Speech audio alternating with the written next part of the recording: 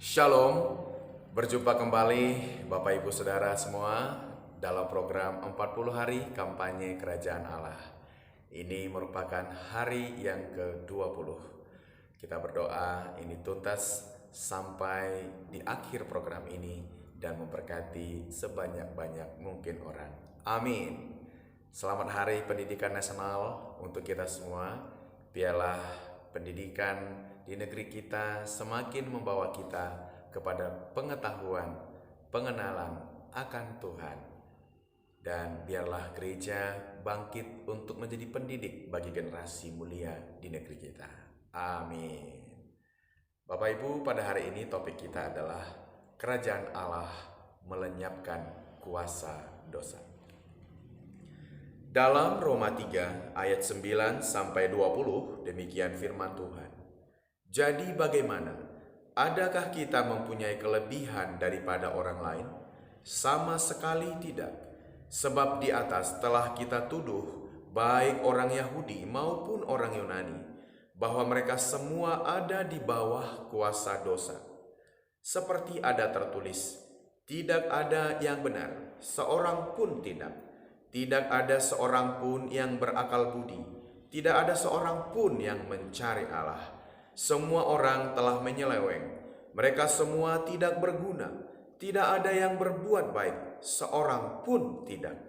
Kerongkongan mereka seperti kubur yang terenganga, lidah mereka merayu-rayu, bibir mereka mengandung bisang, mulut mereka penuh dengan sumpah serapah, kaki mereka cepat untuk menumpahkan darah. Keruntuhan dan kebinasaan mereka tinggalkan di jalan mereka, dan jalan damai tidak mereka kenal. Rasa takut kepada Allah tidak ada pada orang itu. Tetapi kita tahu bahwa segala sesuatu yang tercantum dalam kitab Taurat ditujukan kepada mereka yang hidup di bawah hukum Taurat, supaya tersumbat setiap mulut dan seluruh dunia jatuh ke bawah hukum Allah. Sebab tidak seorang pun yang dapat dibenarkan di hadapan Allah oleh karena melakukan hukum Taurat, karena justru oleh hukum Taurat orang mengenal dosa. Bapak Ibu, melalui ayat ini kita akan belajar beberapa hal yang sangat penting untuk kita pahami bersama.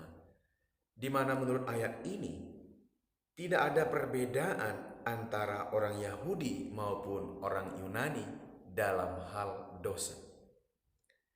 Kemarin memang kita belajar bahwa orang Yahudi memiliki kelebihan, yaitu dipercayakan firman Allah dan dipraktekkan sunat.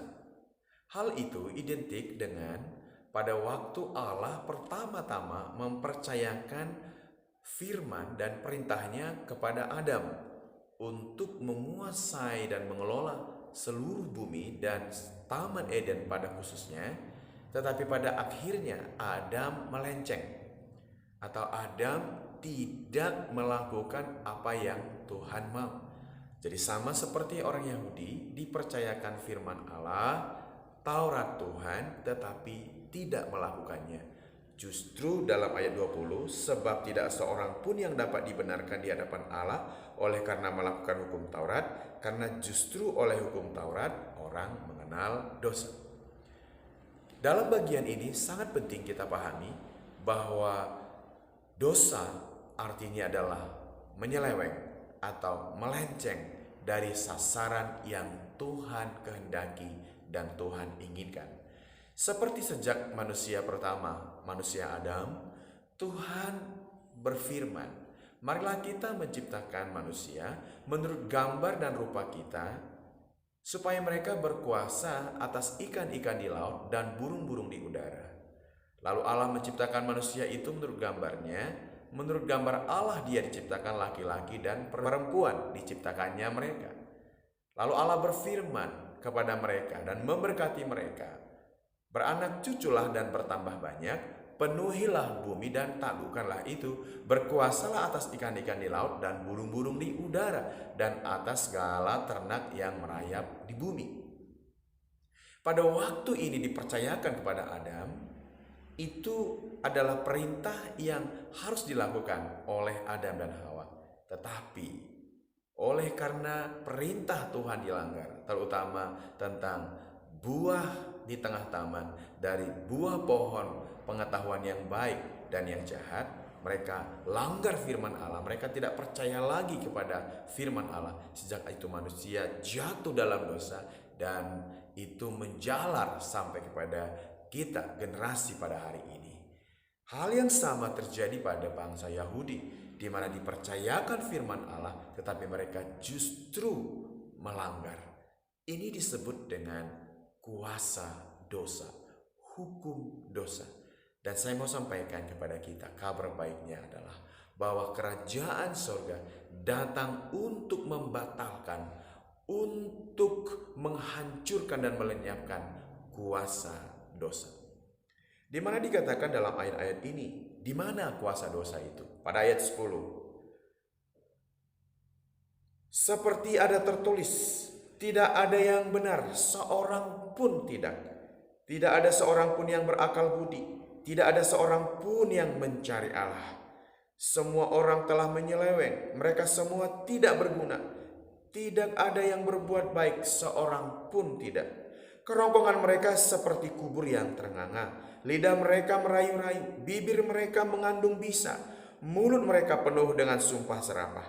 Kaki mereka cepat untuk menumpahkan darah. Keruntuhan dan kebinasaan mereka tinggalkan di jalan mereka.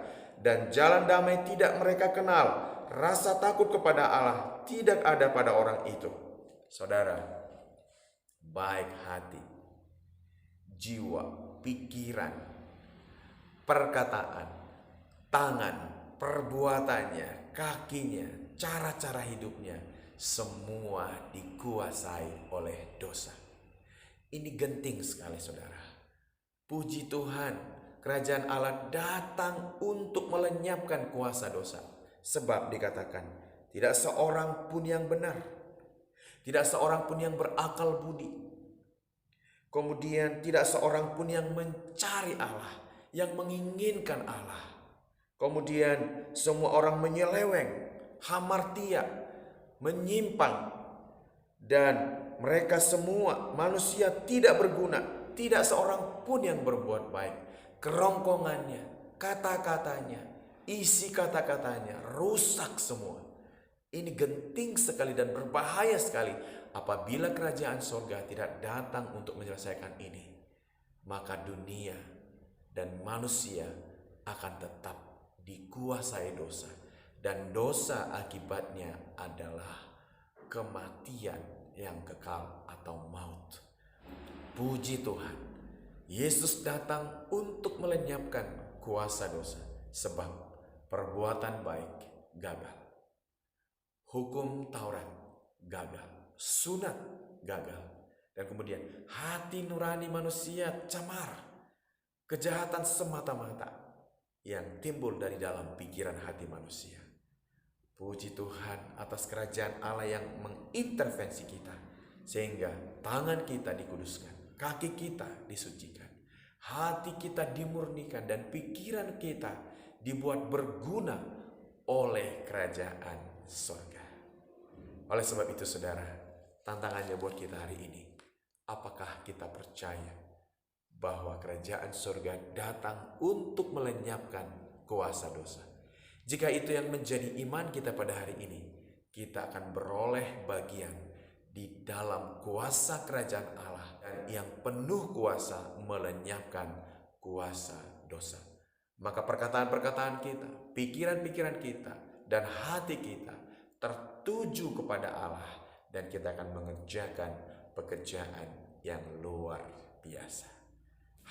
Apa itu kuasa dosa? Dan siapa penguasanya?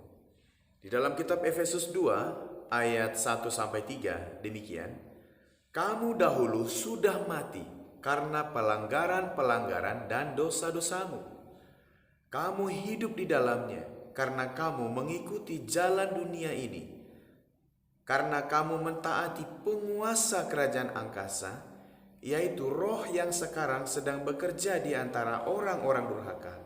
Sebenarnya, dahulu kami semua juga terhitung di antara mereka ketika kami hidup di dalam hawa nafsu daging dan menuruti kehendak daging dan pikiran kami yang jahat, pada dasarnya kami adalah orang-orang yang harus dimurkai sama seperti mereka yang lain. Di sini kita melihat bahwa apabila orang tidak mengalami intervensi dari kerajaan surga, maka orang itu mati. Artinya terpisah dari Allah, terpisah dari kerajaan Allah yang menyediakan segala sesuatu yang indah, yang luar biasa. Disebutkan karena dosa dan pelanggaran-pelanggaran manusia menjadi mati. Dan kenapa? Kamu hidup di dalamnya karena kamu mengikuti jalan dunia ini. Kemudian kamu mentaati penguasa kerajaan angkasa, yaitu roh yang sekarang sedang bekerja di antara orang-orang durhaka. Jadi kerajaan kegelapan terus bekerja untuk mempengaruhi dan menguasai orang-orang yang masih tetap hidup di dalam dosa dan hidup di dalam hukum dosa. Kemudian disebutkan, sebenarnya dahulu kami semua juga terhitung di antara mereka, karena kami hidup di dalam hawa nafsu daging dan menuruti kehendak daging dan pikiran kami yang jahat. Pada dasarnya kami adalah orang-orang yang harus dimurkai sama seperti mereka yang lain. Jadi murka Allah akan berlaku bagi setiap orang yang tetap hidup di dalam kuasa dosa. Apa maksudnya kuasa dosa itu? Adalah tidak bisa kita lepas daripadanya tanpa intervensi kerajaan Allah. Apabila kita bertahun-tahun dan terus-menerus ada di dalam dosa itu, kita ingin lepas tapi tidak bisa. Kita ingin keluar tetapi tetap ada di dalam. Kita ingin memilih yang lain, jalan yang lain, tetapi tetap kita ada di dalamnya dan melakukannya hari demi hari dalam hidup kita. Kalau orang itu tidak mengenal Yesus Tuhan dan Juru Selamatnya, maka dia akan terikat sampai matinya. Apa itu kuasa dosa? Kuasa dosa adalah kendali dosa, kendali penguasa dosa atas hidup seseorang. Oleh sebab itu harus ada pertukaran kendali, pertukaran penguasa dari kerajaan kegelapan kepada terangnya yang ajaib. Petrus mengatakan di dalam 1 Petrus 2 ayat 9 sampai 10. Tetapi kamulah bangsa yang terpilih, imamat yang rajani, bangsa yang kudus, umat kepunyaan Allah sendiri, supaya kamu memberitakan perbuatan-perbuatan yang besar dari Dia yang telah memanggil kamu keluar dari kegelapan kepada terangnya yang ajaib. Kamu yang dahulu bukan umat Allah, tetapi yang sekarang telah menjadi umatnya, yang dahulu tidak dikasihani, tetapi yang sekarang beroleh belas kasihan. Saudara, kerajaan sorga datang untuk memindahkan kita dari kuasa kegelapan, dari kuasa dosa, kepada terang Tuhan, kepada kemuliaan kekudusan Allah. Saudara, dosa tidak bisa dilenyapkan dengan cara daging, sebab kita dikuasai apabila kita tidak menerima dan tidak mempercayai kuasa kerajaan sorga yang memindahkan kita kepada kehidupan yang kekal, kepada kehidupan yang dipenuhi dengan terang Kristus. Maka oleh sebab itu, tantangan bagi setiap kita hari ini, dengan usaha apa kita akan lepas dari dosa? Sama sekali tidak bisa. Perbuatan baik, bertekun mencari kemuliaan, kehormatan, kemudian kita gigih untuk memperjuangkan, kita mentaati hukum Taurat, aturan-aturan yang dibuat untuk ketertiban manusia. Dan kemudian kita berkata, saya tidak berbuat jahat, saya tidak pernah membunuh, saya tidak pernah mencuri, saya tidak pernah berzina, saya baik-baik saja.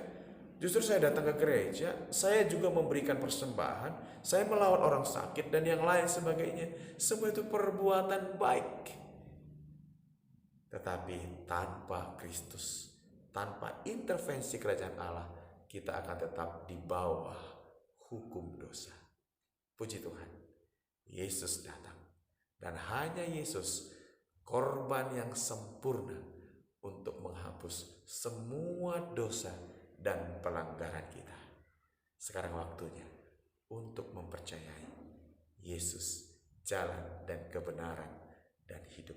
Nah, kita lepas dari dosa dan hidup bagi Allah saja. Tuhan Yesus memberkati. Bapa, hamba berdoa saat ini supaya kami benar-benar mengerti apa maksudnya kuasa dosa dan hidup di dalam kerajaan sorga yang telah membinasakan dosa serta melenyapkan kuasa dosa. Berfirmanlah Engkau bagi kami, ajarlah kami, sehingga kami memperoleh iman untuk menerima dan percaya Yesus Kristus Tuhan bagi kemuliaan Allah Bapa dan Yesus Tuhan dan Juru Selamat diri kami.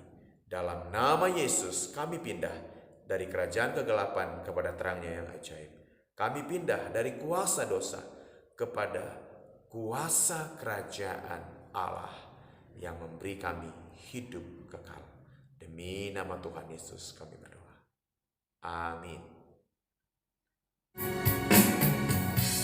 Tiba saatnya hari terakhir, banyak orang yang berseru kepada Yesus.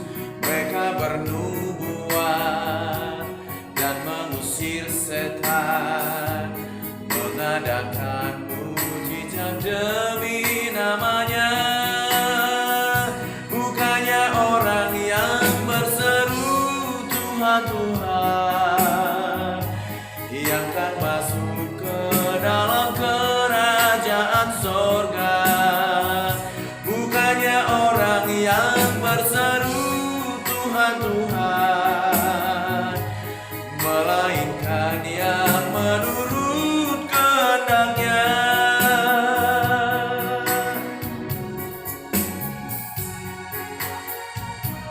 Tiba saatnya hari terakhir, banyak orang yang berseru kepada Yesus. Mereka bernubuat dan mengusir setan, mengadakan mujizat demi namanya. Bukannya orang yang berseru Tuhan, Tuhan, yang akan masuk ke dalam kerajaan sorga. Bukannya orang yang berseru Tuhan, Tuhan, melainkan yang menurut kehendak-Nya. Bukannya orang yang berseru Tuhan, Tuhan, yang akan masuk ke dalam kerajaan sorga. Bukannya orang yang berseru Tuhan, Tuhan, melainkan yang menurut kehendak-Nya. Melainkan yang menurut kehendak-Nya. Melainkan yang menurut kehendak-Nya.